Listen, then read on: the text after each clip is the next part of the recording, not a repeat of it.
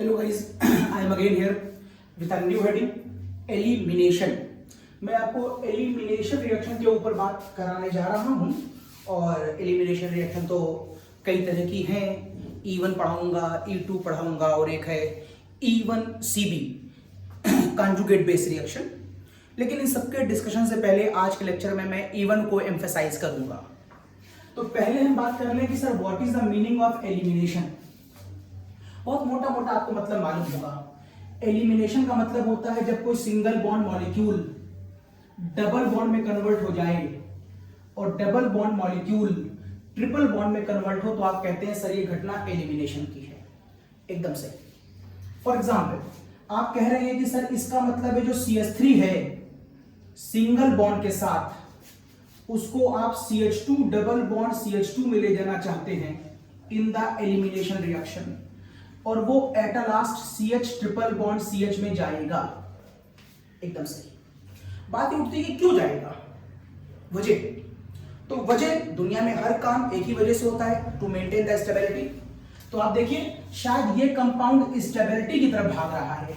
मैं कहना चाहूंगा ये लेस स्टेबल है और मैं कहना चाहूंगा ये हाईएस्ट स्टेबल है। कंपैरेटिवली ये ज्यादा स्टेबल है। कैसे, कौन सा लॉजिक है सर आपके पास? देखिए लॉजिक ये है, इस कंपाउंड के स्ट्रक्चर को यदि ओपन कर लिया जाए तो ये कंपाउंड हमें कुछ यूं दिखाई दे सकता है। Is something look like this, ऐसे। अगर इसको ओपन किया जाए तो ये कंपाउंड हमको कुछ यूं दिखाई दे सकता है, ऐसे। अगर इसको ओपन किया जाए तो ये कंपाउंड हमको कुछ यूं दिखाई दे सकता है, ऐसे। हम सिंगल बॉन्ड से डबल, डबल से ट्रिपल जाएंगे तो कुछ स्ट्रक्चर में चेंज आएगा। जरा स्ट्रक्चरों के एंगल पर गौर करिएगा। 1 सिग्मा, 2 सिग्मा, 3 सिग्मा, 4 सिग्मा होने की वजह से ये 109 डिग्री 28 मिनट का स्ट्रक्चर होगा because of it is sp3। 1 sigma, 2 sigma, 3 sigma, बाकी एक पाई है तो ये sp2 हाइब्रिडाइज होगा। और यहां पर 1 सिग्मा और 1 sigma, this is the cause, ये sp हाइब्रिडाइज होगा। और आपको मालूम है हाइड्रेशन के रिस्पेक्ट में एंगल यहां पर 109 था तो यहां पर एंगल 120 डिग्री और यहां पर इनके बीच का एंगल 180 डिग्री होता है। एटम एक दूसरे के जितने पास होते हैं या मॉलिक्यूल एक दूसरे के जितने पास होते हैं उनमें उतनी ज्यादा स्टेरिक हिंड्रेंस होती है। वो आपस में एक दूसरे से टकराते हैं जिसकी वजह से वहां सिस्टम का एनर्जी लेवल बढ़ जाता है और उसकी स्टेबिलिटी गिर जाती है। एंगल कम होने की वजह से, इनके बीच का एंगल कम होने की वजह से, ये मैंने बना ऐसे स्क्वायर में दिया है तो 90 बस समझ लेना। मालूम है तुमको वो टेट्राहेड्रल स्ट्रक्चर बनता है, ये इसका स्ट्रक्चर टेट्राहेड्रल बनेगा, ऐसे नहीं होता। मैंने बना ऐसे दिया खाली बस। तो यहां पर आप कहेंगे कि यहां पर एंगल कम होने की वजह से इन दोनों के बीच की दूरियां कम होंगी। अब यहां पर एंगल बढ़ जाएगा तो इनके बीच की डिस्टेंस बढ़ जाएगी और यहां पर एंगल बहुत बढ़ जाएगा तो फिर यहां पर इन दोनों के बीच, दो एटम के बीच डिस्टेंस मैक्सिमम हो जाएगी। तो जैसे जैसे आप एटमों के बीच की दूरी बढ़ाते जाएंगे वैसे वैसे उसकी स्टेरिक रिपल्शन कम होती जाएगी और वो लेस स्टेबल से हाई स्टेबल की तरफ जाएगा। This is the cause single bond double bond में जाने की कोशिश करेगी। ये उसका स्टेबिलिटी की तरफ जाने का एक लॉजिक हो सकता है। तो एक बात तो मैंने बताई कि वो क्यों जाना चाहता है। चलिए हम बात को आगे बढ़ाते हैं। अब जाना क्यों चाहता है मैं समझ चुका हूं, लेकिन इसको इस तरफ जाने के लिए कौन कौन सपोर्ट करेगा, क्या क्या होना चाहिए कि ऐसा हो। तो सपोर्ट के नाम पर यहां पर एक बड़ी खास चीज है और वो है आपके पास एक बेस। यस, एक बेस मेरे पास होना चाहिए इस रिएक्शन के लिए। अगर आप एलिमिनेशन रिएक्शन पढ़ना चाहते हैं तो मेरे पास एक बेस रिक्वायर्ड है। बेस वो लोग होते हैं जिनके ऊपर इलेक्ट्रॉन डेंसिटी ज्यादा होती है। मैंने एसिड बेस फुगासिटी न्यूक्लियोसिटी के ऊपर एक बहुत लंबा चौड़ा लेक्चर बना करके 1.25 घंटे का आपको दिया है। उस लेक्चर को देखिए यदि आप बेस के बारे में थोड़ी सी दिक्कत महसूस करते हैं। तो बेस वो होते हैं जिनकी इलेक्ट्रॉन डेंसिटी ज्यादा होती है और आप कह सकते हैं बेस दो तरह के हो सकते हैं। एक वीक बेस हो सकता है और एक स्ट्रॉन्ग बेस हो सकता है। बेस, वीक बेस और स्ट्रॉन्ग बेस वहां से बताया है मैंने। वीक बेस ज्यादातर वो होते हैं जो न्यूट्रल स्पीशीज होते हैं, मतलब उनके ऊपर इलेक्ट्रॉन तो हो लेकिन कोई चार्ज ना हो, neutral species. For example ethyl alcohol, ये एक न्यूट्रल बेस है, इसके ऊपर लोन पेयर तो है लेकिन चार्ज नहीं है। या अमोनिया, इसके पास लोन पेयर तो है लेकिन चार्ज नहीं है। ये वीक न्यूक्लियोफाइल की कैटेगरी, सॉरी वीक बेस की कैटेगरी में आएंगे। जबकि स्ट्रॉन्ग कोई निगेटिव चार्ज स्पीशीज होगी, जबकि स्ट्रॉन्ग कोई निगेटिव चार्ज स्पीशीज होगी। मतलब मैं आपसे बात करूं CH3O माइनस की, मैं आपसे बात करूं CH2O माइनस की, या मैं आपसे बात करूं अमोनिया के NH2 माइनस की, इस तरह से अगर कोई आपको निगेटिव आयन दिखाई देता है तो आप कहेंगे वो स्ट्रॉन्ग बेस। तो एलिमिनेशन रिएक्शन हमको बेस चाहिए, कभी हमें वीक चाहिए, कभी हमें स्ट्रॉन्ग चाहिए।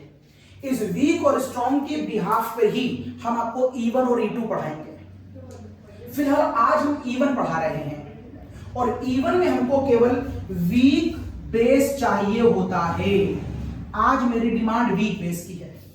स्ट्रॉन्ग बेस क्या होता है बता दिया, लेकिन चूंकि मैं E1 पढ़ रहा हूं तो मुझे आज स्ट्रॉन्ग बेस का एग्जाम्पल देखने को नहीं मिलेगा।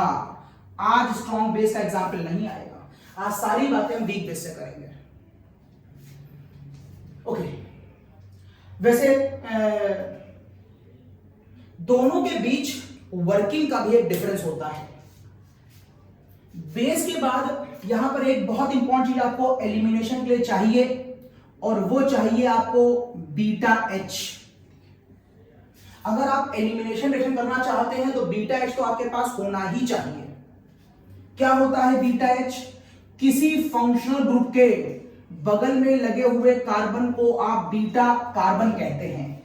अगर ये फंक्शनल ग्रुप है तो ये अल्फा कार्बन होगा और ये होगा बीटा कार्बन, और इस बीटा कार्बन पे लगे हुए H को आप बीटा H कहते हैं।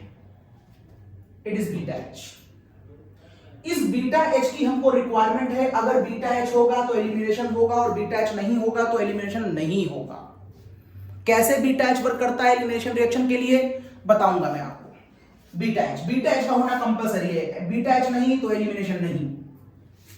चलिए तो मैंने बता दिया एलिमिनेशन क्यों होती है, लेस स्टेबिलिटी से हाई स्टेबिलिटी की तरफ। एलिमिनेशन को कराने के लिए सपोर्ट किसका चाहिए? हमें एक बेस चाहिए और एक हमें बीटा एच चाहिए। बेस हो सकता है वीक, हो सकता है स्ट्रॉन्ग। इन्हीं दोनों के वजह से डिफरेंस आता है E1 का और E2 का। आज मैं E1 पढ़ने जा रहा हूं, इसलिए मैं वीक की बात कर रहा हूं, और वीक चार्ज नहीं होते हैं। फिर चाहे तुम E1 पढ़ो चाहे E2 पढ़ो, तुमको बीटा एच तो चाहिए ही चाहिए। अच्छा, फिर अब हम आगे चलते हैं। तो हमने आपको मेन बातें बता दी कि हमें क्या क्या चाहिए। अच्छा, एक बात और कर लें, हमें एक लिविंग ग्रुप भी चाहिए। हमें एक लिविंग ग्रुप भी चाहिए। लिविंग ग्रुप को हम फुगासिटी भी कहते हैं।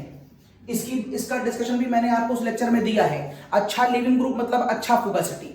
तो आपको अगर कंपाउंड में कोई लिविंग ग्रुप शो किया जा रहा है तो वो लिविंग ग्रुप जितना ज्यादा अच्छा होगा वो रिएक्शन मेरे लिए उतनी अच्छी होगी, चाहे वो E1 हो चाहे वो E2। मतलब एलिमिनेशन करना चाहते हो तो अब दो बातों पर ध्यान देना होगा। बीटा एच होना चाहिए, लिविंग ग्रुप बहुत अच्छा होना चाहिए, साथ में एक बेस होना चाहिए। ये सब मिलकर क्या करेंगे? लेस स्टेबल स्पीशीज को हाई स्टेबल स्पीशीज में ले जाएंगे, सिंगल बॉन्ड को डबल में ले जाएंगे। अब कैसे ले जाते हैं मैं दिखाता हूं। सपोज करिए मैं आपसे आज E1 की बात करने जा रहा हूं। E1 में E का मतलब एलिमिनेशन है, और इसका जो 1 आप देख रहे हैं, इसके 1 का मतलब ये इसका ऑर्डर है। ऑर्डर क्या होता है मैं आपको पहले के लेक्चर में बता चुका हूं। किसी भी स्लो स्टेप रिएक्शन में, in the slow step reaction, number of reactant molecules को, नंबर ऑफ रिएक्टेंट मॉलिक्यूल्स को उसका ऑर्डर कहा जाता है। एग्जाम्पल लेते हैं, एक मैकेनिज्म को शो करने के लिए एग्जाम्पल देखिए। अगर मैं आपसे कहूं CH3 CH3 CH3 Cl। अच्छा, यहां पर एक पॉइंट और बता दूं मैं आपको। आज मैं आपको E1 बताने जा रहा हूं तो किस केस में, जैसे मैंने आपको पढ़ा था SN1 SN2, उसके अंदर किस केस में कौन सा डिग्री ऑफ एल्किल हैलाइड हो कि SN1 अच्छा होगा, किस डिग्री एल्किल हैलाइड में SN2 अच्छा होगा। तो E1 के बारे में बता दूं आपको। E1 के केस में अगर आप एल्किल हैलाइड का ऑर्डर देखें तो एल्किल हैलाइड का ऑर्डर यही आएगा। This is the order of alkyl halide for E1। Even यहां अच्छा होगा, यहां उससे खराब होगा और यहां उससे खराब होगा। This is the order of even. और बहुत सरप्राइजिंग न्यूज दे दूं मैं आपको, बिना कंफ्यूज हुए, यही ऑर्डर E2 का भी होता है। इवन में भी यहीं पर अच्छा होगा और E2 भी यहीं पर अच्छा होगा।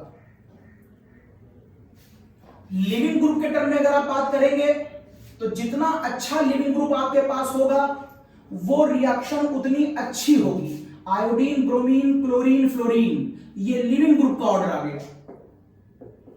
लिविंग ग्रुप अच्छा होगा तो E1 अच्छा होगा कि E2 अच्छा होगा? लिविंग ग्रुप अच्छा होगा तो E1 भी अच्छा होगा और E2 भी अच्छा होगा। मतलब E1 और E2 का डिफरेंस ना यहां से आएगा और ना यहां से आएगा। खूब कंफ्यूजन होता है आप लोगों को E1 और E2 को देख करके। तो E1 E2 सबसे अच्छा यहीं पर होगा और लिविंग ग्रुप भी सबसे अच्छा अगर होगा तो E1। इसका मतलब है इन दोनों से अभी हमें समझ में नहीं आ रहा है कि कब E1 अच्छा होगा, कब E2 अच्छा होगा। यह बात हमको बेस समझ में आती है। अगर आपके पास इन लोगों के साथ वीक बेस अवेलेबल है, वीक बेस अवेलेबल है, that is non charged, that is non charged, उस केस में आप कहेंगे, उस केस में आप कहेंगे कि सर अब E1 अच्छा होगा। और अगर आपके पास स्ट्रॉन्ग बेस है दैट इज चार्ज्ड, तो आप कहेंगे कि वहां पर E2 अच्छा होगा। स्ट्रॉन्ग बेस के होने पर E2 क्यों अच्छा हो जाता है बताऊंगा। और वीक बेस के होने पर E1 क्यों अच्छा हो जाता है यह भी बताऊंगा। फिलहाल एक मोटी मोटी बात मैंने आपको यहां पर थोड़ी सी और बता दी है। अब चलूं आगे। तो मैंने आपसे 3 डिग्री एग्जांपल ले लिया। बताइए 3 डिग्री को देखते ही आप क्या समझ गए कि रिएक्शन E1 होगी कि E2 होगी? कुछ नहीं समझे, क्योंकि 3 डिग्री तो दोनों में होता है। तो अभी हमें कुछ नहीं मालूम है। लिविंग ग्रुप भी हमें कुछ डिसाइड नहीं करता। लिविंग ग्रुप चाहे कोई भी हो, E1 भी शो कर सकता है, E2 भी शो कर सकता है। बस जितना अच्छा लिविंग ग्रुप होगा वो रिएक्शन उतनी जल्दी होगी। E1 हो रही है तो E1 जल्दी हो जाएगी और E2 हो रही है तो E2 जल्दी हो जाएगी। फिलहाल अगर मैं इस कंपाउंड के ऊपर एक रिएक्टेंट लगाऊं तो मुझे आज रिएक्टेंट एथाइल अल्कोहल लेना चाहिए। हर बार आप बुक में रट्टा मार लेते हैं अल्कोहलिक KOH, अल्कोहलिक KOH, तो सीधे ऐसा मत करिए आप। एकेडमी सीधे अल्कोहलिक KOH की बात मत करा करिए। हम सारे एग्जाम्पल लेंगे, अल्कोहलिक KOH अभी लेंगे।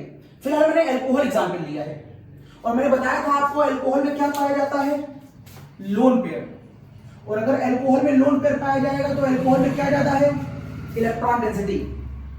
अगर अल्कोहल में इलेक्ट्रॉन डेंसिटी ज्यादा है तो ये क्या कहलाएगा, ये बेस कहलाएगा। कौन सा बेस कहलाएगा, वीक स्ट्रॉन्ग? सर चार्ज नहीं है, इसका मतलब सर ये वीक बेस कहलाएगा। यस, वीक बेस कहलाएगा। तो ये E1 को फॉलो करेगा कि E2 को फॉलो करेगा? ये देखिए सर वीक बेस है तो ये E1 को फॉलो करेगा। ठीक, अब E1 को फॉलो करेगा तो मैं पहले आंसर बता देता हूं, फिर इसकी मैकेनिज्म बताऊंगा। तो ये फंक्शन ग्रुप है, ये अल्फा है, ये भी बीटा, ये भी बीटा, ये भी बीटा। कहीं से भी एक H निकाल दो, कैसे निकालेंगे बताएंगे भी। फिलहाल अगर आप कहीं से भी एक बीटा H निकाल दें, जो मैंने नीचे से निकाला, तो आंसर कुछ ये आएगा, ये आएगा। और यहां से एक H और एक Cl निकल करके HCl की फॉर्म में अलग चला जाएगा। ये आपका बनेगा एल्कीन। सिंगल बॉन्ड डबल में आ गया alkene. Less stable compound high stable में आ गया। ठीक, चलिए अब मैं अपनी इस मैकेनिज्म को डिटेल में खोलता हूं। अगर मैं अपनी इस मैकेनिज्म को डिटेल में खोलूं तो ये मिटा रहा हूं मैं।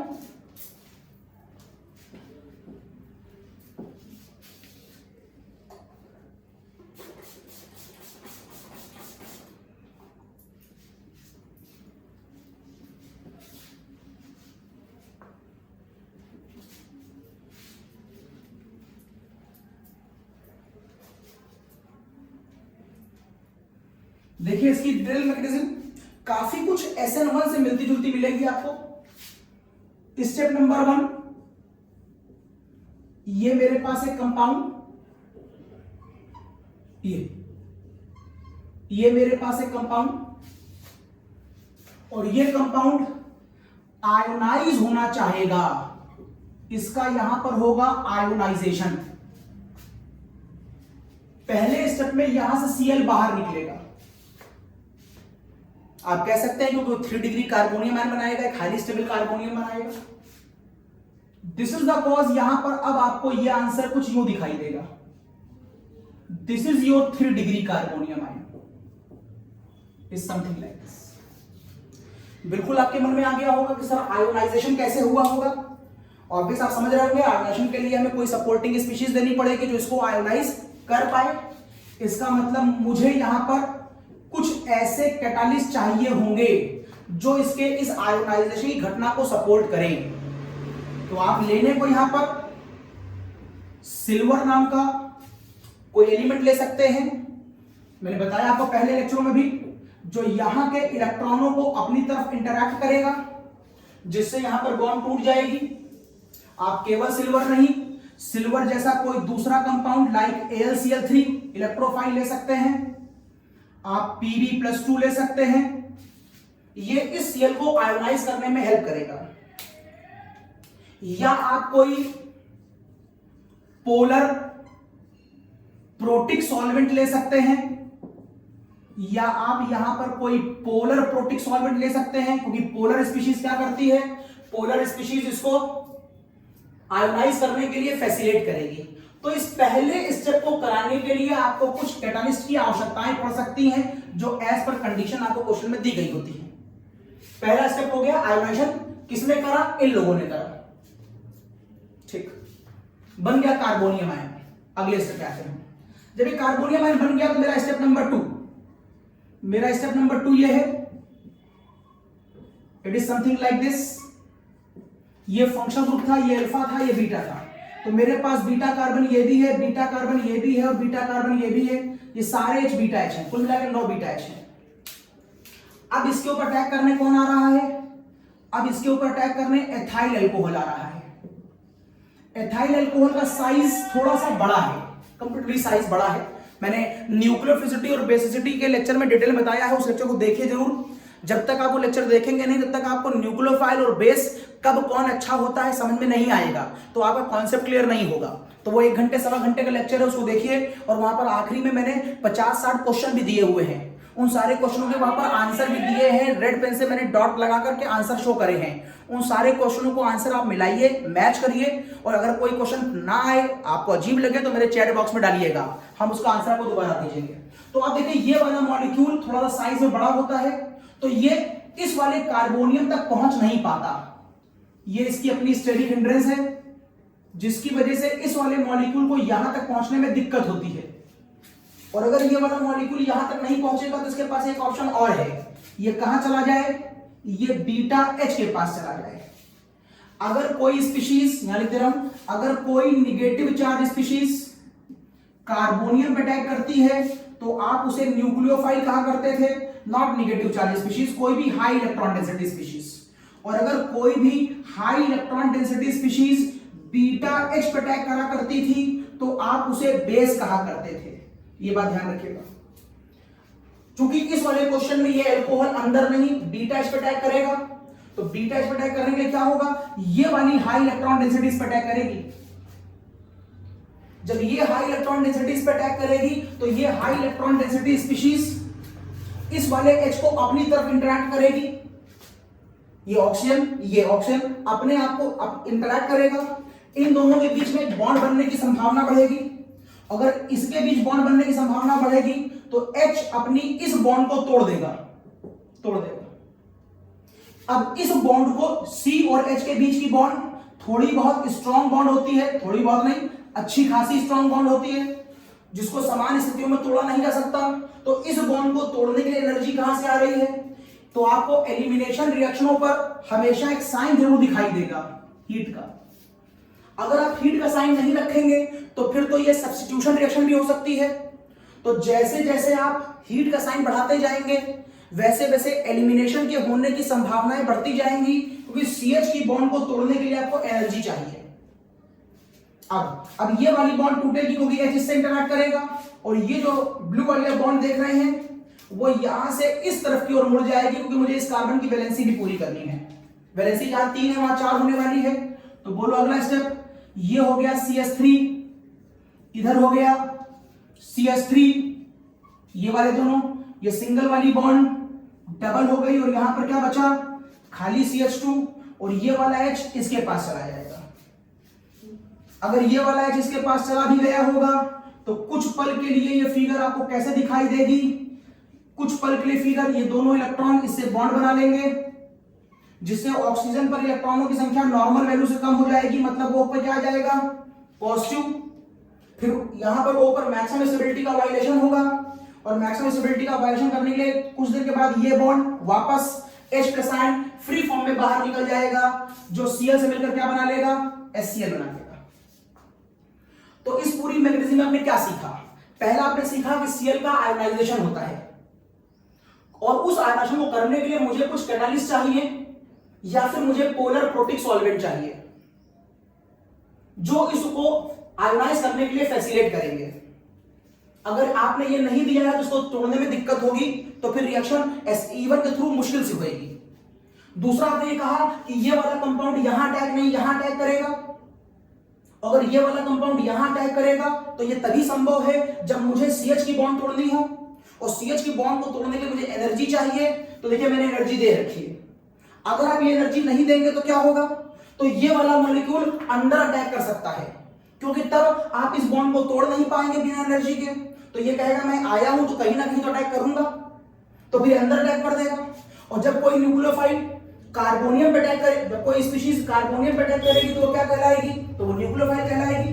और जब न्यूक्लियोफाइल होगा तो वहां पर आंसर क्या आएगा, सब्स्टिट्यूशन आएगा।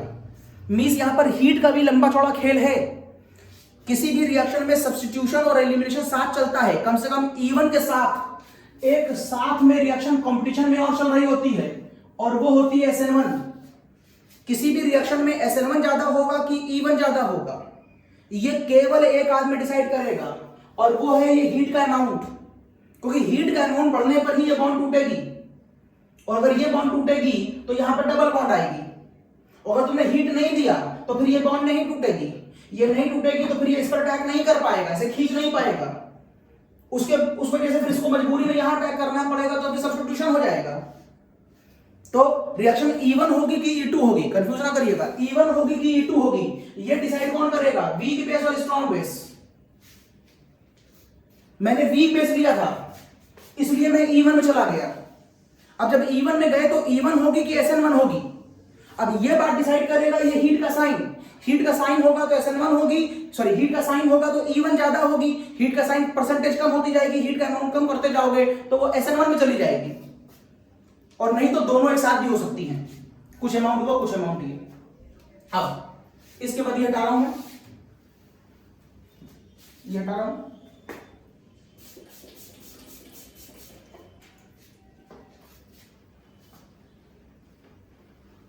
नेक्स्ट आगे बात चलती है थोड़ी सी। अब आप चाहें तो इसका ग्राफ दे सकते हैं, इसके ग्राफ में मैंने क्या बनाया है, कार्बोनियम आयन, तो इसका ग्राफ एकदम वैसा ही होता है जैसे आपने SN1 में पढ़ा था। SN1 और E1 दोनों में ही एक बात निकल के आई है, कार्बोनियम आयन। ये देखिए ग्राफ एकदम वैसा ही ग्राफ, बस आज मैं आपको E1 दिखा रहा हूं। तो स्टार्टिंग में मॉलिक्यूल मेरे पास कैसा था, सिंगल बॉन्डेड था, जो बाद में यहां पर आते आते ये मॉलिक्यूल कैसा हो गया, डबल बॉन्डेड हो गया, बस यही अंतर है। और यहां पर क्या बना है, कार्बोनियम आयन। इसका मतलब है जब तुम्हें E1 कराना हो तो सबसे अच्छा E1 रिएक्शन कौन देगा, जिसका ये कार्बोनियम आयन सबसे हाईली स्टेबल होगा, जिसका ये कार्बोनियम आयन सबसे हाईली स्टेबल होगा। ये बात मैंने आपको SN1 में भी बताई थी। SN1 की मैकेनिज्म में भी कार्बोनियम आयन बनता है, और E1 की मैकेनिज्म में भी कार्बोनियम आयन बनता है। तो यदि आप ये पूछना चाहें कि बेस्ट, आज मैं E1 की बात कर रहा हूं, तो बेस्ट E1 रिएक्शन किसमें होगी, तो आप कहेंगे बेस्ट E1 रिएक्शन उसमें होगी जिसमें stability of carbonium ion maximum होगा। और स्टेबिलिटी ऑफ कार्बोनियम आयन आपको बताए गए हैं, सबसे हाईली आपको मिलेगा बेंजिलिक, वो भी 3 डिग्री। इसकी स्टेबिलिटी लगभग 3 डिग्री एलिलिक के बराबर होती है। मैं ये बात डिटेल में कई बार एक्सप्लेन कर चुका हूं, इसलिए यहां पर डायरेक्ट लिख दे रहा हूं। इसके बाद फिर से बेंजिलिक, लेकिन अब की कौन सा बेंजिलिक, 2 डिग्री, जिसकी स्टेबिलिटी लगभग 2 डिग्री एलिलिक के बराबर होती है। उसके बाद 1 डिग्री बेंजिलिक, जिसकी स्टेबिलिटी लगभग 1 डिग्री एलिलिक के बराबर होती है। उसके बाद simple 3 degree carbonium, 2 degree carbonium, 1 degree, और सबसे खराब कार्बोनियम होता है विनाइलिक कार्बोनियम। सबसे खराब क्यों होता है? क्योंकि ये रूल्स के अगेंस्ट होता है। इस कार्बोनियम आयन पे अगर देखें तो यहां पर जब प्लस आएगा तो ये कार्बोनियम sp हाइब्रिडाइज होगा, और sp हाइब्रिडाइज कार्बोनियम में परसेंटेज ऑफ ज्यादा हो जाएगी, इलेक्ट्रोनेगेटिविटी कम हो जाएगी, सॉरी इलेक्ट्रोनेगेटिविटी बहुत ज्यादा हो जाएगी, तो रूल्स के अगेंस्ट हो गया। हाई इलेक्ट्रोनेगेटिव कार्बन पे पॉजिटिव चार्ज नहीं आना चाहिए, लिहाजा सबसे बढ़िया इवन कौन शो करेगा? जिसके पास बेंजिलिक होगा। अगर आप इन 3 में कंपेयर करें तो सबसे बढ़िया कौन इवन शो करेगा? ये करेगा। अगर आप इन 3 में कंपेयर करें सबसे बढ़िया कौन शो करेगा? ये करेगा।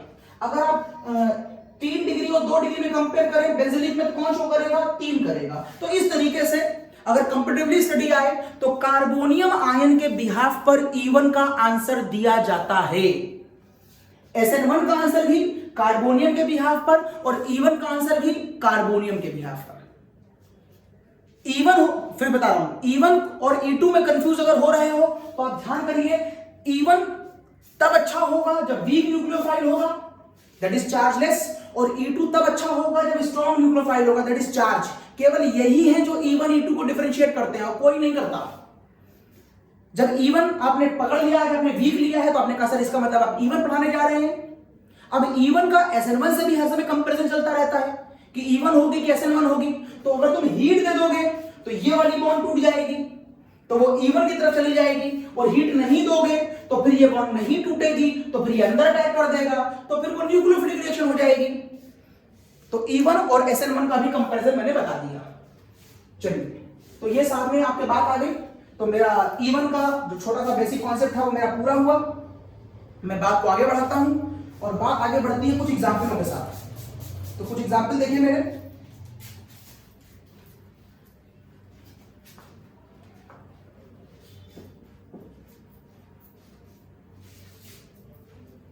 एग्जाम्पल देखिए, अगर मैं आपसे कहूं कि इस एग्जाम्पल का आंसर क्या आएगा, इसका तो आंसर मैं दे चुका हूं। अगर मैं पूछूं आपसे कि बताइए इस कंपाउंड का आंसर क्या आएगा, अगर मैं इसके ऊपर एथाइल एल्कोहल लगाऊं और हीट का साइन भी लगा दिया है, तो देखिए आपने देखा कि मैंने यहां पर जो हैलाइड ले रखा है वो फिलहाल 1 डिग्री ले रखा है, इट इज 1 डिग्री।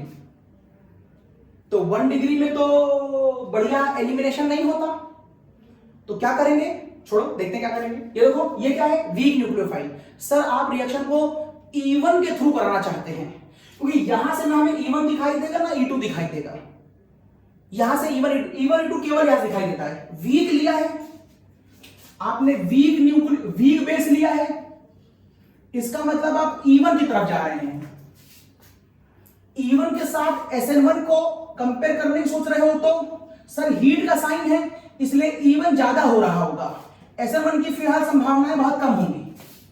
तो चलो कराते हैं। सर अगर आप E1 करा रहे होंगे तो आंसर में कार्बोनियम आयन जरूर बनेगा, और जब जब कार्बोनियम आयन बनेगा तो सर वहां पर रीअरेंजमेंट के होने की संभावना जरूर होगी। चलो करते हैं। जैसे यहां से Cl बाहर निकलेगा, आयोनाइज होएगा, तो यहां क्या बनेगा, कार्बोनियम आयन। तो आपकी अगली फिगर क्या आ गई, CH3H, और ये देखिए बन गया आपका कार्बोनियम आयन, और निकल गया Cl minus. Yes, this is your carbonium ion. अब क्या करेगा ये रीअरेंजमेंट में, ऐसा मैं बता चुका हूं आपको, ये दो ऐसे लोग हैं, ये दोनों आपस में ऐसे इंटरेक्ट करेंगे, एक ब्रिज बनाएंगे, और उस ब्रिज से जिसको जहां जाना हो जाओ अपनी स्टेबिलिटी को फॉलो करने के लिए। तो ये इधर इंटरेक्ट करेगा और ये इधर इंटरेक्ट करेगा। तो आप कह सकते हैं कुछ देर के बाद ये फिगर पलट करके ऐसी हो जाएगी, ये इधर आ गया और ये लोब भी इस तरफ आ गई ऐसे, ये इस रास्ते से H इधर चला जाएगा और ये लोब इधर आ जाएगी। तो कुछ देर बाद इसकी फिगर क्या बन जाएगी, CH3 प्लस ये देखो CH3 आ गया, ये H और ये H, मैं 1 डिग्री कार्बोनियम से कहां पहुंच गया, 3 डिग्री कार्बोनियम। आंसर आप यहां से निकालेंगे।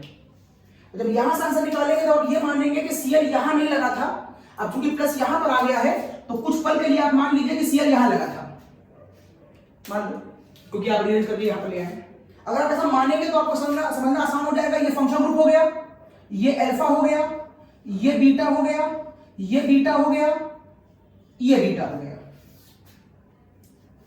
अब आप यहां से भी निकाल सकते हैं, यहां से भी निकाल सकते हैं और यहां से भी निकाल सकते हैं। अब आप H हमेशा वहां से निकालेंगे जहां पर आपको डबल बॉन्ड तो मिले लेकिन वो डबल बॉन्ड भी हाईली स्टेबल हो। अब आप डबल बॉन्ड की स्टेबिलिटी कैसे देखेंगे बताता हूं, पहले इसका आंसर बता दे रहा हूं। आप ये कहेंगे कि आप इस केस में वहां से निकालिए जहां से डबल बॉन्ड हाईली स्टेबल हो जाए। डबल बॉन्ड की स्टेबिलिटी को डिफाइन करने के लिए किस साइंटिस्ट ने एक्सप्रेशन दिया था, सेटजेफ ने दिया था। सेटजेफ ने बताया था कि कौन सी डबल बॉन्ड हाईली स्टेबल होगी, याद होगा आपको, फर्स्ट ईयर पढ़ा है आपने। कौन सी डबल बॉन्ड हाईली स्टेबल होगी, जो सबसे ज्यादा सब्स्टिट्यूटेड हो, सबसे ज्यादा सब्स्टिट्यूटेड हो। मतलब एक डबल बॉन्ड अगर मैं आपको यह दिखाऊं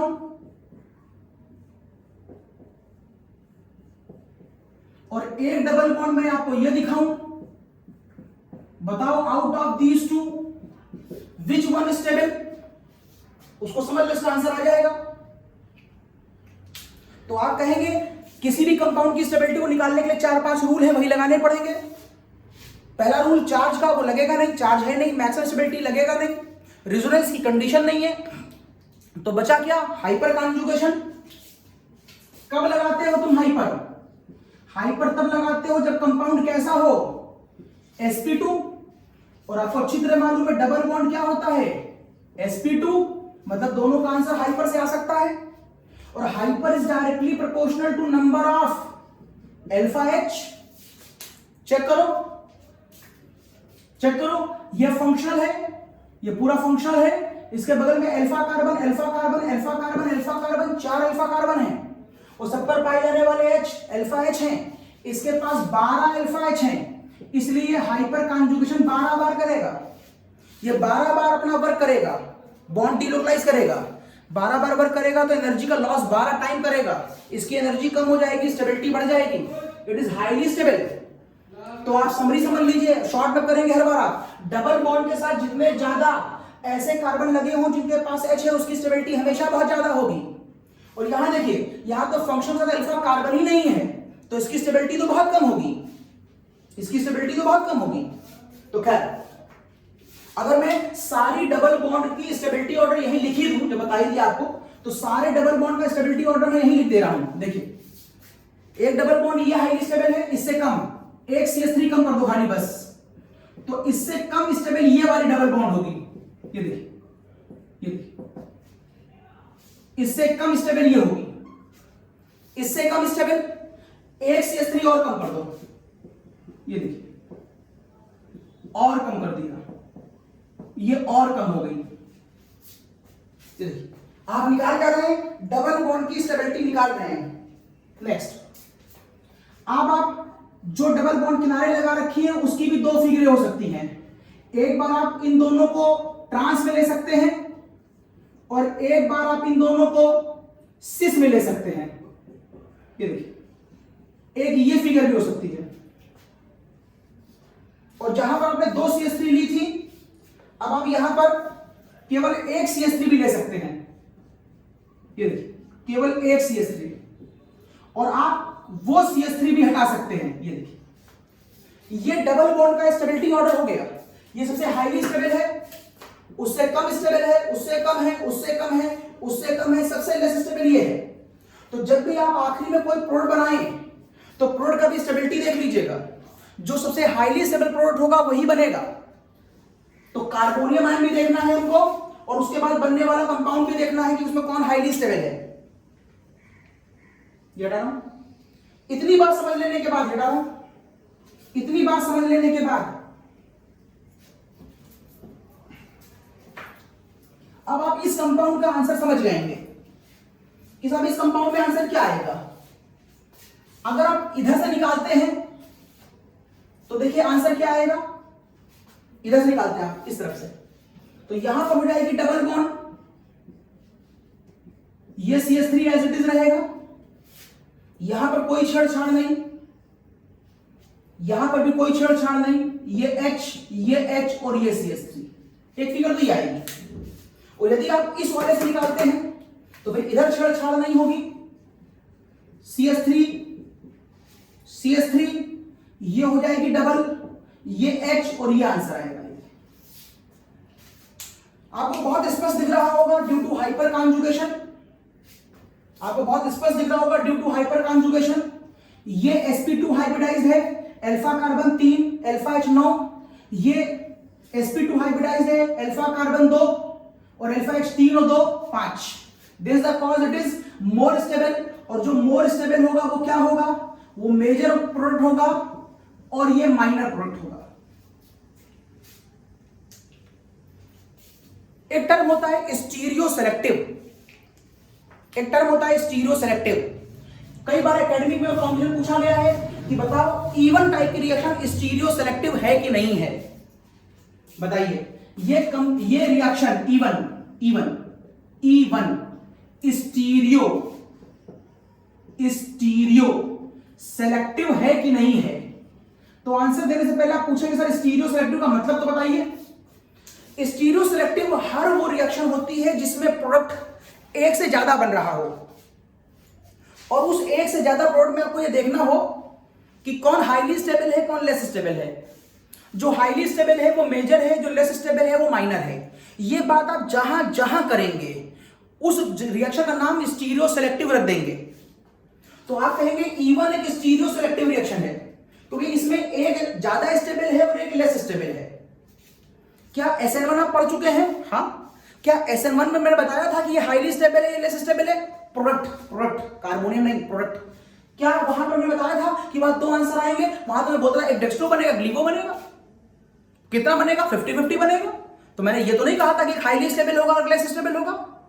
इसका मतलब SN1 स्टीरियो सेलेक्टिव नहीं है, वो अपने दो आंसर तो देती है लेकिन उसमें यह नहीं बताती कि कौन हाईली स्टेबल है, कौन लेस स्टेबल है। लेकिन E1 स्टीरियो सेलेक्टिव है, ये आखिरी में दो आंसर देती है, और उस दो आंसर में से जो हाईली स्टेबल होता है वो मेजर, दूसरा वाला माइनर। ऐसी प्रॉपर्टी जिस रिएक्शन में पाई जाएगी वो स्टीरियो सेलेक्टिव होगी। एक टर्म और आता है जिसको वो पूछता है स्टीरियो स्पेसिफिक।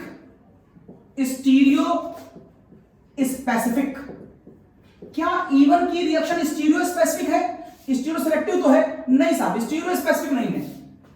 तो फिर आपके मन में आएगा कि सर स्टीरियो स्पेसिफिक होता क्या, ये तो बताइए। तो साहब स्टीरियो स्पेसिफिक ये होता है कि जब आप किसी चीज का अटैक कराते हैं तो वो अटैक किसी खास जगह पर हो रहा है, किसी खास चीज को ढूंढ के किया जा रहा है। अगर अटैक किसी खास जगह पर होगा तो आप बोलेंगे स्पेसिफिक, वो किसी खास जगह पर अटैक कर रहा है। जैसे कि क्या SN1 स्टीरियो स्पेसिफिक था? SN1 में स्टीरियो स्पेसिफिक टर्म नहीं था क्योंकि वो कार्बोनियम पर अटैक करता था, वो इधर से भी और इधर से भी, तो वो किसी एटम को ढूंढ के अटैक नहीं करता था, वो कहीं से भी अटैक करता, फ्रंट बैक कहीं से भी, फ्रंट और बैक कहीं से भी। क्या SN2 स्टीरियो स्पेसिफिक था? हाँ, SN2 केवल बैक पे ही अटैक करता था, वो कहीं और अटैक करना ही नहीं चाहता, और कोई जगह दोगे तो मना कर देगा। जब किसी खास जगह पर अटैक करा जाए, स्पेशल जगह पर, तो वो स्टीरियो स्पेसिफिक होता है। तो SN2 स्टीरियो स्पेसिफिक था जबकि SN1 नहीं था। तो क्या E1 के केस में आपने किसी खास जगह पर अटैक किया था किसी स्पीशीज का? क्या यहां पर खास जगह पर अटैक किया? मैंने मिटा दिया या लिख दे रहा हूं। क्या जिस समय ये अल्कोहल अटैक कर रहा है, जिस समय ये एल्कोहल अटैक कर रहा है इस बीटा एच पर, यहां पर, यहां पर, यहां पर, तो क्या ये किसी एक ही जगह पर अटैक कर रहा हो, बाकी जगह पर मना कर रहा है कि हम नहीं करेंगे? ऐसा तो नहीं है। ये कह रहा मैं यहां भी कर दूंगा, यहां भी कर दूंगा, यहां भी करूंगा और यहां भी करूंगा, मैं हर जगह करूंगा। आंसर अच्छे खराब तुम डिसाइड करना। ये अटैक हर जगह करेगा, इसका मतलब ये किसी खास जगह पर अटैक नहीं, ये हर जगह पर अटैक कर रहा है। अगर ये हर जगह पर अटैक कर रहा तो स्पेसिफिसिटी उसमें है नहीं। दिस इज द कॉज, ये स्टीरियो स्पेसिफिक नहीं है। लेकिन अटैक करने के बाद जो आंसर आते हैं उसमें एक मेजर और एक माइनर है, एक अच्छा और एक खराब है। तो ये स्टीरियो सेलेक्टिव है। तो स्टीरियो स्पेसिफिक और स्टीरियो सेलेक्टिव ये बहुत खास। तो फिलहाल इवन स्टीरियो स्पेसिफिक होता है और इवन स्टीरियो स्पेसिफिक नहीं होता है, जबकि इवन स्टीरियो सेलेक्टिव होता है। तो ये मैंने एग्जांपल दिया जहां पर मैंने कार्बोनियम आयन की बात करी, रीअरेंजमेंट की बात करी, कौन हाईली स्टेबल कौन लेस स्टेबल है इसकी बात करी, स्टीरियो स्पेसिफिक स्टीरियो सेलेक्टिव की बात भी कर ली। हटा रहा हूं और अगला एग्जांपल लेता हूं। मेरा अगला एग्जांपल देखिए, माय नेक्स्ट केस।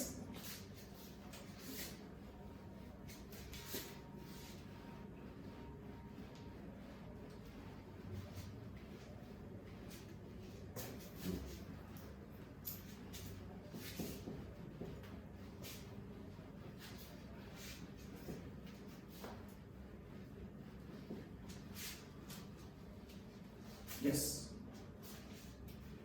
तो हम लोग नेक्स्ट केस की बात करते हैं। तो हमारा नेक्स्ट केस बनता है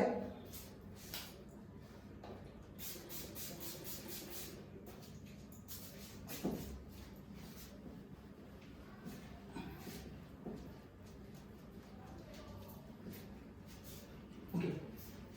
तो हमारा नेक्स्ट केस बनता है अगले क्वेश्चन का, और वो क्वेश्चन कुछ इस तरीके का। देखिए, बताइए अगर मेरे पास ये कंपाउंड हो, बताइए, और अगर मैंने इसके ऊपर एथिल अल्कोहल लगा रखा है और मैंने इसे हीट कर दिया है, बताइए SN1 है कि SN2 है, सॉरी E1 है कि E2 है? सर वीक बेस लिया है, E2 तो नहीं हो सकता, E1 होगा। ठीक, अब बताओ E1 है कि SN1 है? तो सर आपने हीट लगा रखा है, इसलिए आप E2 की तरफ ज्यादा परसेंटेज जाएंगे और SN1 थोड़ा सा लेसर हो जाएगा, इसलिए अब मैं यहां SN1 की बात नहीं कर रहा हूं। ठीक, E1 है तो आप कार्बोनियम आयन के बनने पर ध्यान देंगे। तो जैसे ये Cl निकलेगा सर ये कार्बोनियम आयन बनेगा और ये 2 डिग्री होगा। ठीक, तो आप 2 डिग्री कार्बोनियम आयन तक आ गए हैं। That is something like this. Then what? ये फंक्शन है, ये अल्फा है, ये बीटा है और इधर ये बीटा है। अब आपका ये एथिल अल्कोहल किस पर अटैक करेगा? सर इधर भी कर सकता है और इधर भी कर सकता है। इसका मतलब है जब दोनों तरफ अटैक कर सकता है तो ये स्टीरियो स्पेसिफिक नहीं हुआ। अगर बीच में अटैक करेगा इधर वाले में तो क्या आंसर आएगा, इधर करेगा तो क्या आंसर आएगा? तो इधर आंसर आ जाएगा ये। अगर अटैक यहां करता है और यहां करता है तो आंसर आ जाएगा ये। लेकिन according to stability of hyperconjugation logic इसके पास अल्फा एच 6 बार है, इसलिए इसकी स्टेबिलिटी ज्यादा और इसकी stability come. This is the cause ये मेजर हो जाएगा और ये माइनर हो जाएगा। अगर मेजर माइनर हो जाए तो इस घटना का नाम होगा स्टीरियो सेलेक्टिव। इसका मतलब है इवन रिएक्शन स्टीरियो सेलेक्टिव होती है। यहीं पर आप चाहें तो सेटजेफ रूल को भी इंट्रोड्यूस कर सकते हैं, जो मैं पहले बता चुका हूं आपको भी। सेटजेफ रूल, इवन तो रूल का रट्टा मत मारिएगा, क्योंकि कई जगह ये रूल काम नहीं करेगा। जैसे आपको मैंने बताया था कि मार्कोनी का वो रट्टा मत मारिएगा, कई जगह वो रूल काम नहीं करता है। काम क्या करता है? लॉजिक। आपके लॉजिक परफेक्ट होने चाहिए, सेटजेफ याद हो चाहे ना याद हो। चलो फिलहाल देख लो, एकेडमिक लेवल पे सेटजेफ लगा के आंसर आ जाते हैं। सेटजेफ कहता है कि इफ सेटजेफ कहता है if more than one possibility if more than one possibility of removal of beta hydrogen in any elimination reaction, then beta H will eliminate from that beta carbon which has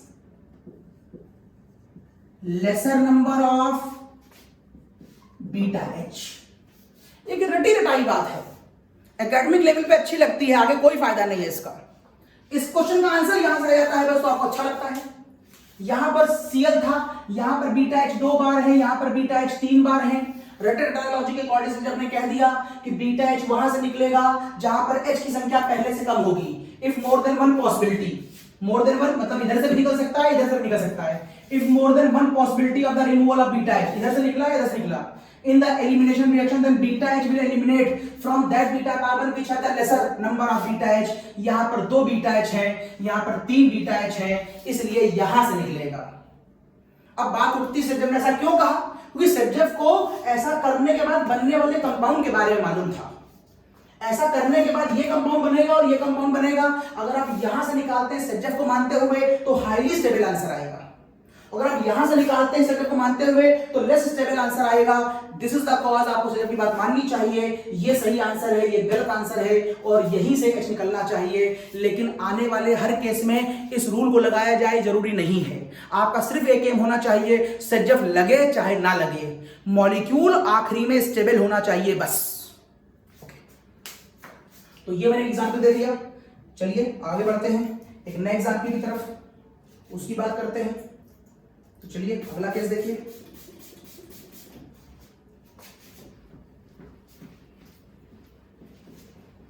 एक case लेता हूं मैं ring expansion का। तो देखिए case ring expansion के साथ, देखिए तो मैं आपसे बात करता हूं एक इस केस में। अगर मेरे पास ये केस है 5 कार्बन का, यहां पर मैंने CH2Cl ले रखा है, इसके ऊपर मैंने एथिल अल्कोहल लगा दिया है और हीट का साइन। इसको देखते ही आप समझ गए सर ये एलिमिनेशन होगा और इवन होगा, SN1 अभी फिलहाल नहीं होगा। सर क्या होगा? सर कार्बोनियम आयन बनेगा। कहां बनेगा? यहां पर बनेगा। तो आंसर क्या दिखाई देगा आपको? एक मोटा मोटा आपको आंसर ये दिखाई देने लगेगा, सर ये बन गया मेरा कार्बोनियम आयन। ये देखिए it is your carbonium ion. आपको अच्छी तरह मालूम है कि इवन का आंसर देने से पहले आपको हाईली स्टेबल कार्बोनियम तक पहुंच जाना चाहिए, और अभी ये हाईली स्टेबल कार्बोनियम आयन नहीं है। आप इसे हाईली स्टेबलाइज कर सकते हैं। कैसे? ये इस समय 1 डिग्री है और आप देखिए ये वाला कार्बन आपको 3 डिग्री दिख रहा है। इस कार्बन की 3 वैलेंसियां दिख रही है, चौथी वैलेंसी में क्या होगा? H। तो यदि आप चाहें तो यहां पर शिफ्टिंग करा सकते हैं और इसको रीअरेंज कर सकते हैं। H यहां चला जाए और प्लस यहां चला जाए। यदि आप ऐसा करते हैं तो इसकी नेक्स्ट फिगर आप ये बना सकते थे कि सर कुछ फिगर ऐसे आ जाएगी। तो यहां पर अब हो जाएगा ये CH3, क्योंकि ये वाला H ऊपर चला गया, 2 थे एक और आ गया, और देखिए ये बन गया प्लस। जब कार्बोनियम आयन बन गया तो इसके ऊपर अब अटैक करेगा CH3 CH2OH। ध्यान रखिएगा हीट का साइन है, इसलिए आप CH की बॉन्ड को तोड़ सकते हैं। कौन से CH की बॉन्ड? बीटा CH की बॉन्ड। यहां पर मान लो Cl लगा हुआ था, यहां पर मान लो Cl लगा हुआ था, ये फंक्शनल, ये अल्फा, तो ये भी बीटा है, ये भी बीटा है और ये भी बीटा है। तो आप यहां से भी बीटा H निकाल सकते हैं, यहां से भी बीटा H निकाल सकते हैं और इसका भी बीटा H निकाल सकते हैं। जब इतनी जगह से आप बीटा H निकाल सकते हैं तो एक बात तो कंफर्म हो गई कि ये स्टीरियो स्पेसिफिक नहीं है, ये स्टीरियो स्पेसिफिक तो नहीं होगा। लेकिन यहां से निकालोगे तो मैं देख दे रहा हूं कितने आंसर आ सकते हैं। एक आंसर ये आ सकता है जब तुमने यहां से निकाला होगा, एक आंसर ये आ सकता है जब तुमने ये निकाला होगा, एक आंसर यहां पर आ सकता है जब तुमने ये निकाला होगा। लेकिन ध्यान से देखिए, इस कंपाउंड और इस कंपाउंड का आईयूपीएसी नेम सेम आएगा। आपको भले देखने में लग रहे थे दिस द कॉज ये दोनों कंपाउंड सेम होंगे। अब तुमको ये बताना है कि अब ये दोनों सेम मान लो, मैं इसकी बात कर रहा हूं। अब बताओ इन दोनों में कौन सा ज्यादा हाईली स्टेबल है। चेक कर लो, ये पूरा एरिया sp2 हो गया, तो यहां कार्बन अल्फा अल्फा 2h यहां 2h यहां बी अल्फा h 4 बार, तो हाइपर कार्बन 4 बार। यहां पर ये है तुम्हारा, इधर 2 होंगे, यहां पर 2 होंगे, यहां पर 3 है, कुल मिला के 7। दिस इज द कॉज ये कंपाउंड हाईली स्टेबल हो गया और ये कंपाउंड लेस स्टेबल, ये मेजर और ये माइनर। ये जब होगा तो ये स्टीरियो सेलेक्टिव कहलाएगा। दिस इज द कॉज ये स्टीरियो सेलेक्टिव है। This is the right, this is the wrong answer. अगर एक निकालना है आंसर तो, अगर मल्टीपल चॉइस है दोनों सही है। अब इसके साथ साथ यहां पर एक घटना और हो सकती थी, वो क्या, यहां पर रिंग एक्सपेंशन भी हो सकता था और एलिमिनेशन आपको रिंग एक्सपेंशन के बाद दिखाना चाहिए था। फिर क्या, आप ये कहिए कि जो मॉलिक्यूल मेरे पास लिखा था उसको मैं दोबारा अलग से लिख ले रहा हूं। पहले ये मॉलिक्यूल कुछ इस तरीके से लिखा हुआ है, ये देखिए ऐसे, ये मॉलिक्यूल कुछ ऐसे लिखा हुआ है, यहां पर कार्बोनियम आयन है। रिंग कितने कार्बन की है, 5 की है। आपको मालूम है सबसे हाईली स्टेबल कार्बन की रिंग कितने कार्बन की होती है, 6 की होती है। क्योंकि मैंने बताया था आपको रिंग स्ट्रेंथ के बारे में कि वहीं पर 6 कार्बन की रिंग का कार्बन ही 109 डिग्री होता है। यहां वाला जो कार्बन होता है उसकी डिग्री कितनी होती है, इसकी डिग्री होती है 108, जबकि कार्बन है कौन सा हाइब्रिडाइज्ड है, sp3, तो एंगल होना कितना चाहिए, 109। 5 कार्बन रिंग का कार्बन होता है 108, होना चाहिए 109। दिस इज द कॉज ये अनस्टेबल है। तो इसको हम कन्वर्ट करेंगे 6 कार्बन में। कैसे, जो ये वाली बॉन्ड आप देख रहे हैं, ये वाली बॉन्ड यहां से मूव करके यहां चली जाएगी। यहां पर कार्बन है, यहां पर कार्बन है, ये वाली बॉन्ड अगर यहां चली जाएगी तो ये बॉन्ड ऐसे मुड़ जाएगी। तो अगली फिगर तो कैसे आएगी, अगली फिगर तो कैसे आएगी, अगली फिगर यूं आएगी, ये ऐसे ऐसे, ये वाली भी ऐसे। और अब यहां पर क्या हुआ, ये कार्बन मैंने लिखा था, यहां पर भी मैंने कार्बन लिखा है, यहां पर H, यहां पर H, ये बनाए थे। और जो ये घुमाया है मैंने इस तरफ की ओर, ये वाली बॉन्ड यहां से घूम करके यूं चली जाएगी ऐसे, ये ऐसे। जबकि ये ब्लैक वाली बॉन्ड यहां पर पहले से ही मौजूद है, ये वाली।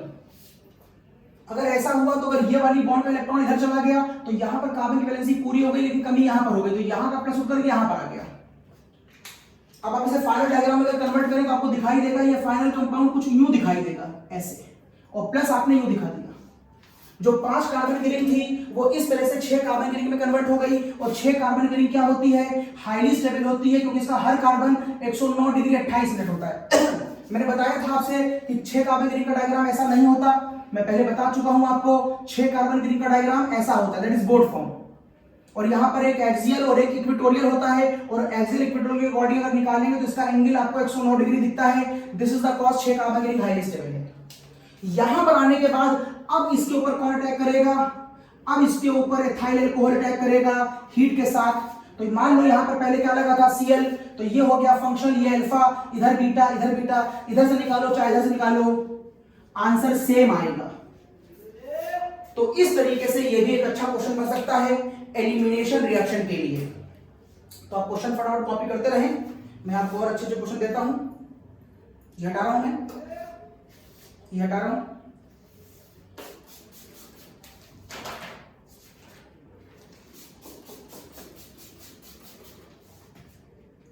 यस,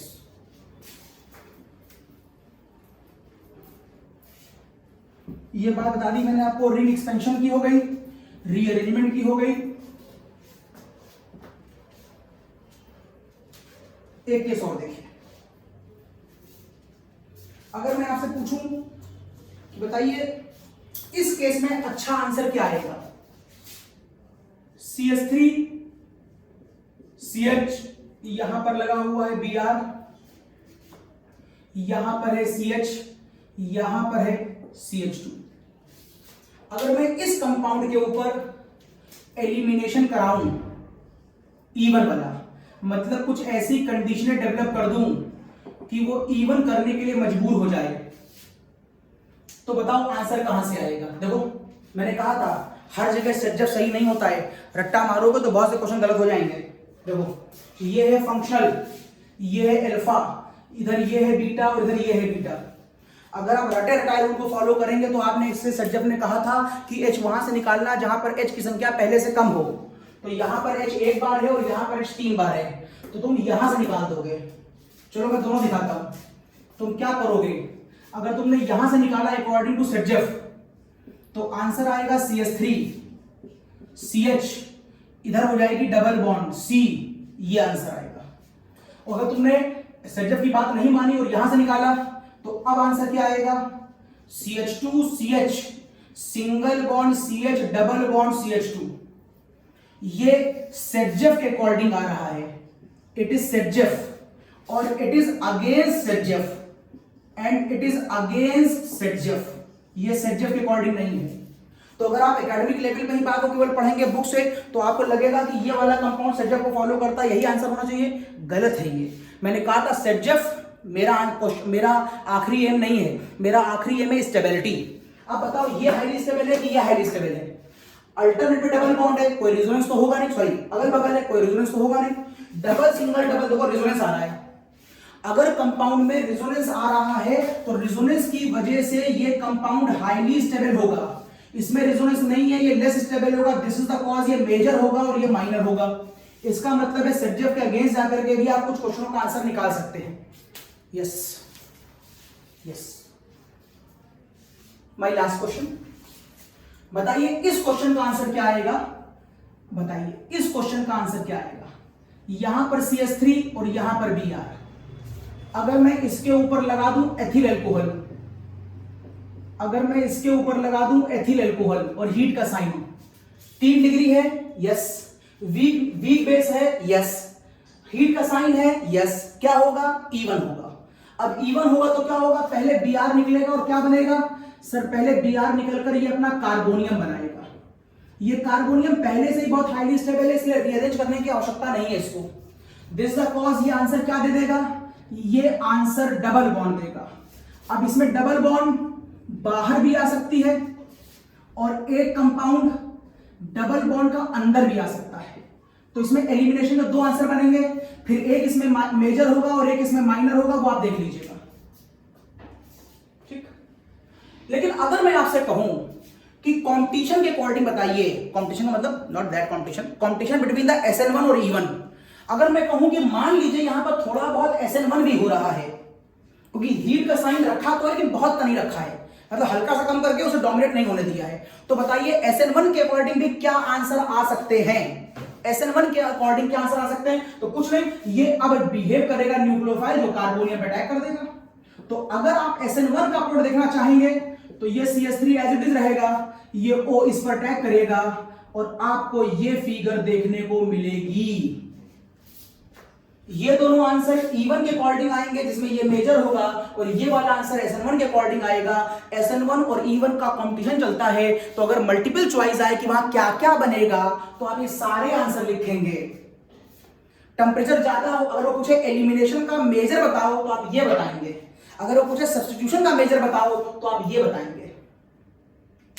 वन मोर क्वेश्चन, अगर मैं आपसे पूछूं इस क्वेश्चन को देखिए, यहां CH3 है और यहां Br है और मैंने इस कंपाउंड के ऊपर एथाइल अल्कोहल ले रखा है और हीट का साइन, बताइए क्या होगा। सर हीट का साइन ले रखा है, आपने न्यूट्रल ले रखा है, तो सर आप एलिमिनेशन की तरफ जा रहे हैं, E1 की तरफ जा रहे हैं, कार्बोनियम बनाएंगे। सर आप कार्बोनियम बनाएंगे तो आप पहले ये बनाएंगे, यस यस, ये बनाएंगे। अगर आप ये बनाएंगे तो ये कंपाउंड रीअरेंज भी कर सकता है, ये रीअरेंज भी कर सकता है, लेकिन मैं आपसे मल्टीपल चॉइस पूछ रहा हूं कि क्या क्या बनेगा। अगर मैं पूछूं मल्टीपल चॉइस क्या क्या बनेगा तो पहले यहीं पर बिना रीअरेंज करे सोच लो कि यहां पर Cl था, ये फंक्शनल है, ये अल्फा है, तो बीटा इधर होगा और बीटा इधर होगा, इधर भी बीटा है, इधर भी बीटा है। तो आप H इधर से भी निकाल सकते हैं और H इधर से भी निकाल सकते हैं, लिहाजा दो आंसर तो आपको यही मिल गए। एक आंसर आपको ये मिल गया कि साहब ये CH3 एज इट इज रहेगा और एक डबल बॉन्ड ये आएगी, और आप कहेंगे सर एक CH3 ये रहेगा और एक डबल बॉन्ड ये आएगी। लेकिन अगर ये रीअरेंज कर गया, बिल्कुल करेगा, तो ये घूम के यहां चला जाएगा, तो इसका अगला इंटरमीडिएट क्या आएगा? तो इसका अगला इंटरमीडिएट अब आपको यूं दिखाई देगा, अब प्लस यहां आएगा। अगर प्लस यहां पर आया तो अब आप फंक्शन ग्रुप को यहां मान रहे होंगे, ये फंक्शनल, ये अल्फा, अब बीटा इधर भी है, बीटा इधर भी है, बीटा इधर भी है, तो यहां से कितने आंसर आ सकते हैं? यहां से सिर्फ 3 आंसर आ सकते हैं। और ये अगर ऐसा करेगा तो एक फिगर ये आ सकती है, एक फिगर बाहर वाले से आ सकती है, एक फिगर अंदर वाले से आ सकती है, सर 3 फिगरें आएंगी ऐसे। मल्टीपल चॉइस पूछ रहा है कि क्या क्या हो सकता है, सर ये सब भावनाएं हो सकती हैं, तो एक आंसर ये आया, दूसरा ये आया, तीसरा आंसर ये आया, चौथा ये आया, पांचवा ये आया। और सर अगर यहां पर टेम्परेचर को हल्का से कम करके सब्स्टिट्यूशन पे भी गौर किया जाए तो क्या सब्स्टिट्यूशन का भी कोई आंसर आ सकता है? हाँ बिल्कुल आ सकता है। अगर यहां सब्स्टिट्यूशन शो करना चाहें तो आप कहेंगे सब्स्टिट्यूशन में एल्कोहल को वेट करने दो, मैक्सिमम कार्बोनियम आयन तक जाने दो, और ये मैक्सिमम कार्बोनियम आयन तक अगर चला जाएगा तो जो इसकी नेक्स्ट फिगर आएगी वो इस CH3 के साथ OCH2CH3 ये आएगी। लेकिन अगर इसी न्यूक्लियोफाइल ने यहां पर भी अटैक कर दिया होगा तो जो पहला वाला कार्बोनियम आयन था जो भी रीअरेंज नहीं हुआ होगा, तो सर उसका क्या आंसर आएगा? उस समय उसका आंसर ये आएगा। इतने सारे आंसर इस कंपाउंड से आ सकते हैं। आपको लिखना होता है कंपटीशन में, एकेडमिक में जो मेजर वन होता है, अगर वो मल्टीपल चॉइस नहीं है तो। अगर मल्टीपल चॉइस है तो बताइए क्या क्या संभावनाएं बन सकती है, वो पूछ सकता है बताओ इस सेशन में कुल कितने कंपाउंड संभव हैं, SN1 और E1 के कुल कितने कंपाउंड संभव हैं, तो गिन लो 1 2 3 4 5 6 7 कंपाउंड संभव हैं। ठीक, ओके, इसको डालो, कॉपी करो, आता हूं आगे।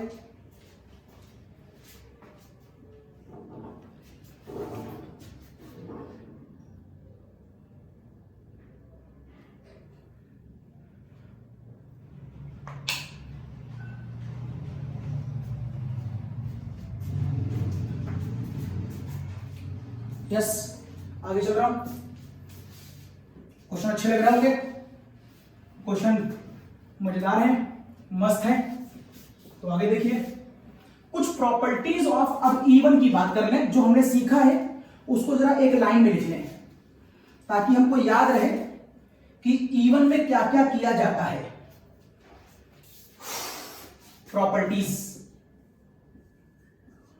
Properties of E1। पहला तो E1 में इस ऑर्डर को फॉलो करना है आपको। दूसरा, आपको लिविंग ग्रुप इस ऑर्डर में फॉलो करना है। This is the order of the leaving group. तीसरा, आपको वीक बेस लेना है। वीक बेस का मतलब है न्यूट्रल बेस। ठीक, कार्बोनियम आयन है, इसकी रिएक्शन के प्रोसेस में आपको मालूम है इसमें कार्बोनियम आयन बनता है, इसलिए आप आखिरी फाइनल आंसर देने से पहले क्या करेंगे? रीअरेंजमेंट करेंगे। जो मेजर प्रोडक्ट होगा वो रीअरेंजमेंट के बाद वाला माना जाएगा। आपने देखा इसके अंदर स्टीरियो स्पेसिफिक नाम की कोई चीज नहीं होती, अटैक कहीं भी हो सकता है, स्टीरियो स्पेसिफिक नहीं होता, लेकिन ये स्टीरियो सेलेक्टिव होता है। आप कई लोगों के आंसर इसमें सेजेव रूल लगाकर निकालते हैं, but not always. Your main M is highly stable point. आप यहां पर आयोनाइजेशन कराया करते थे, जिस समय मैं Cl की बॉन्ड तोड़ता था COCl वाली, तो आप आयोनाइज कराते थे। तो आयोनाइज कराने के लिए या तो आपको पोलर प्रोटिक सॉल्वेंट चाहिए या फिर Ag और AlCl3 जैसा कोई कैटालिस्ट चाहिए जो इसको आयोनाइज करा पाए। ठीक, देन आप कह सकते हैं यहां पर कि इस प्रोसेस में कुछ और पॉइंट नया कुछ और डाल दें। हाँ, एक टर्म होता है आइसोटोपिक इफेक्ट। आइसोटोपिक इफेक्ट, सब ये क्या होता है? ये भी रिएक्शन को कम और ज्यादा में डिसाइड करता है। आइसोटोपिक इफेक्ट क्या होता है? अगर आप CH और CD की बॉन्ड को कंपेयर करें तो कौन सी बॉन्ड, दोनों आइसोटोप हैं, H और D एक दूसरे का आइसोटोप है, कौन सी बॉन्ड मजबूत होती है? आपको मालूम होगा D में प्रोटॉन ज्यादा है, D में प्रोटॉन ज्यादा है। दिस इज द कॉज, दो प्रोटॉन होते हैं इसमें, एक होता है। दिस इज द कॉज, इसका इससे इंटरेक्शन ज्यादा होता है, तो ये वाली बॉन्ड जो होती है वो स्ट्रॉन्गर होती है और ये वाली बॉन्ड जो होती है वो वीकर होती है। अगर आपको किसी मैकेनिज्म में CD की बॉन्ड तोड़नी पड़ रही हो तो आप कहेंगे उसकी स्पीड जो हो जाएगी वो रिएक्शन स्लो हो जाएगी, और अगर कहीं पर CH है तो आप कहेंगे वो जो रिएक्शन होगी वो कंपैरेटिवली फास्ट होगी। इसे कहते हैं आइसोटोपिक इफेक्ट, इसे कहते हैं आइसोटोपिक इफेक्ट। लेकिन आपको देखने को मिलेगा आइसोटोपिक इफेक्ट दो तरह का होता है। एक होता है फर्स्ट काइनेटिक आइसोटोपिक और एक होता है सेकंड काइनेटिक आइसोटोपिक। अब ये फर्स्ट काइनेटिक और सेकंड काइनेटिक क्या होता है? फर्स्ट काइनेटिक अभी यहां पर डिस्कस नहीं हुआ, इवन में फर्स्ट काइनेटिक नहीं लगता। इवन में जो है वो केवल सेकंड काइनेटिक इफेक्ट लगता है, सेकंड काइनेटिक आइसोटोपिक, क्योंकि यहां पर पहले स्टेप में CCl की बॉन्ड टूटती है इन द फर्स्ट स्टेप और बाद में गौर करिए अगले स्टेप में आपसे पूछा जाता है कि बीटा H कहां से लाओगे, या अगर आपके पास D है तो बीटा D कहां से लाओगे। चूंकि आपने पहले स्टेप में CH की बात नहीं करी है मैकेनिज्म में, पहले स्टेप में Cl तोड़ा है, बाद में चूंकि दूसरे स्टेप में करा है इसलिए हम इसे सेकंड काइनेटिक आइसोटोपिक इफेक्ट कहते हैं। जब मैं E2 पढ़ाऊंगा तो देखिएगा, जब मैं E2 पढ़ाऊंगा तो वहां पर मैं CH की बॉन्ड पहले स्टेप में ही डिस्कस करने लगूंगा। मैं E2 जब पढ़ाऊंगा आपको तो मैं फर्स्ट स्टेप में ही पूछने लगूंगा आपसे कि पहले CH टूटेगा कि पहले CD टूटेगा। चूंकि वह हम पहले स्टेप में डिस्कस करते हैं और क्यों करते हैं बताएंगे, इसलिए हम E2 में कहते हैं फर्स्ट ऑर्डर आइसोटोपिक इफेक्ट है। वहां पर सेकंड ऑर्डर भी आइसोटोपिक इफेक्ट होता है, बताएंगे जब E2 डिस्कस करेंगे। फिलहाल इसे सेकंड ऑर्डर क्यों कहते हैं? क्योंकि पहले स्टेप में हमने CH की बात नहीं करी थी, सेकंड स्टेप में करी, इसलिए हमने इसे second order kinetic isotopic effect कहा। इतना कॉपी करिए, आगे बताता हूं।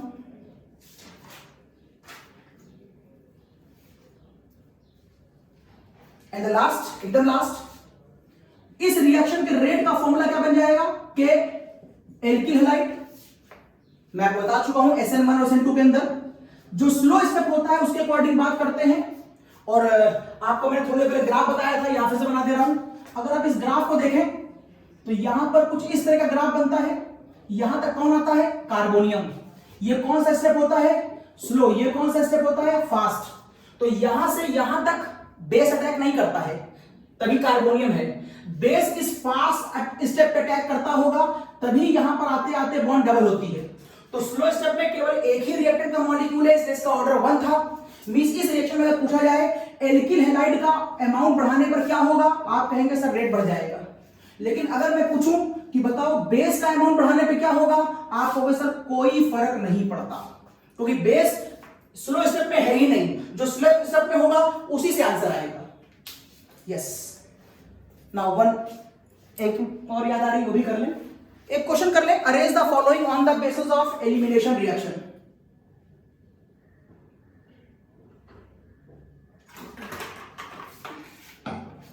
आपके लिए बड़ा ही चूरन टाइप क्वेश्चन होगा वो, लेकिन एग्जाम में वैसे क्वेश्चन आते हैं तो एक करा दे रहा हूं आपको।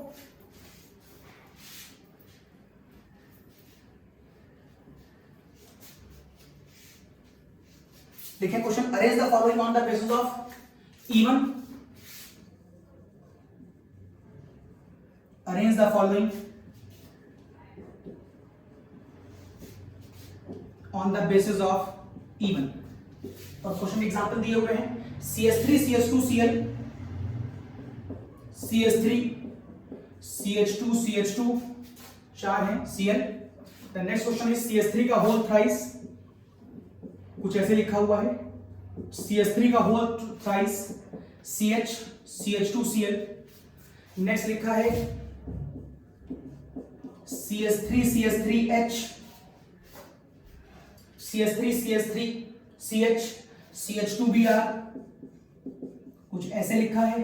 नेक्स्ट है CH3 CH CH3 CH Br ऊपर CH2 CH3, और नेक्स्ट है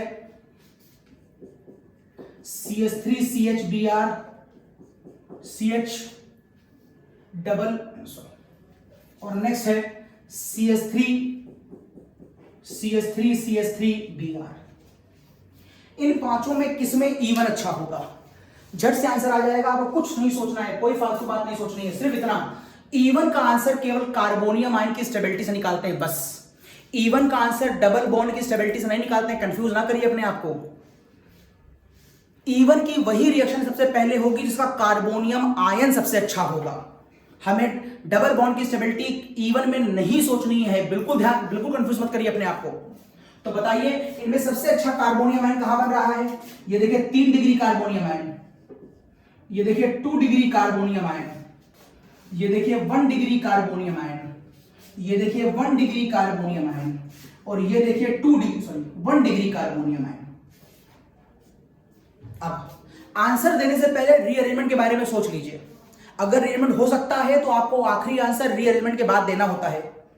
इसका मतलब है यहां तो 3 डिग्री रहेगा ही रहेगा, यहां भी 2 रहेगा, लेकिन ध्यान देखिए ये 1 वाला अगर यहां चला जाए तो यहां का जो प्लस है वो यहां आ जाएगा। इसका मतलब ये जो 1 था जरूर, लेकिन 3 में कन्वर्ट हो गया। यहां देखो ये भी 1 था, यहां पर 1 आएगा, लेकिन अगर वो यहां चला जाए तो ये यहां चला जाएगा। इसका मतलब ये 1 था लेकिन कहां पर आ गया? 3 में आ गया। अब देखिए इसका 2 क्या है? फिक्स है, 2 है 2 ही रहेगा। इसका 1 क्या है? फिक्स है। इसका 3 क्या है? फिक्स है। तो सबसे अच्छा होगा 3 डिग्री जो ऑलरेडी ओरिजिनेटेड है। तो मैं नंबरिंग कर दूं 1 2 3 4 5, 1 2 3 4 5। सबसे अच्छा कौन होगा? सबसे अच्छा 5 वाला होगा। देन अब 2 ये पहले खराब था लेकिन आखिरी में अच्छा हो गया है। अगर कोई रीअरेंज होकर के 3 डिग्री जा सकता है, हाईली हो सकता है, तो उसका आंसर इस वाले से बेहतर होगा। This is the cause. अब आप बोलेंगे 2 और एक्सप्रेशन में लिखेंगे क्योंकि वो 1 डिग्री से 3 डिग्री में चला गया, लेकिन यहां पर तो भी 1 से 3 चला गया, तो फंस गया। अब ये वाला पॉइंट और ये वाला पॉइंट सेम हो गया। जब ये वाला पॉइंट और ये वाला पॉइंट सेम हो जाए तो लिविंग ग्रुप पे ध्यान दो। इसका लिविंग ग्रुप Br है, इसका लिविंग ग्रुप Cl है, दोनों के लिविंग ग्रुप में अंतर है। जिसका लिविंग ग्रुप अच्छा होगा वो रिएक्शन बढ़िया होगी। This is the cause. Number 3 पहले आएगा और उसके बाद नंबर 2 आएगा, फिर 2 डिग्री वाला है 4 आएगा, और फिर 1 डिग्री वाला है ये ऐसा कुछ आंसर आएगा। तो मेरी बात यहां खत्म होती है इवन की। अगले लेक्चर मिलते हैं, तब तक तक लिया बाय। और हम लोग अगले लेक्चर में बात करेंगे E2 की। E2 का लेक्चर भी बहुत अच्छा है और बहुत बढ़िया बढ़िया क्वेश्चन के अंदर लगवाएंगे, आप देख के मजा आ जाएंगे आपको। बाय।